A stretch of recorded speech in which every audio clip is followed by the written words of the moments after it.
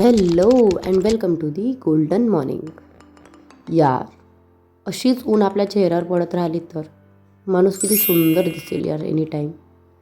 जरा वेळ आपला करपलेला थोबाड निहारून घेतलं मी आणि आज माझ्या पप्पांनाच पकडलं.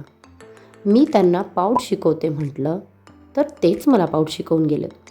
म्हणजे ॲक्च्युली मलाच येतं की नाही आता मला याचं कन्फ्युजन झालं आहे.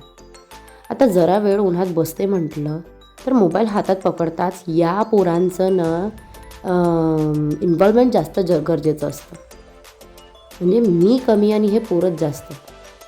आणि या उन्हात मला असं वाटतं की कोई मिल गया का जादू तर नाही झाली आहे. मी सतत ऊन पाहिजे राहते.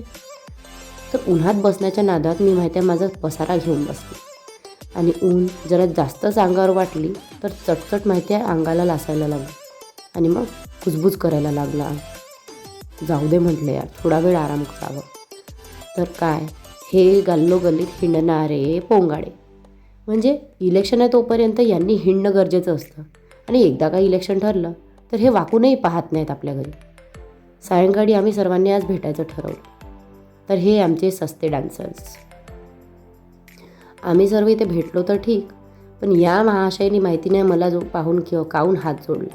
म्हणजे हा त्रासला की काय असं वाटतंय मला.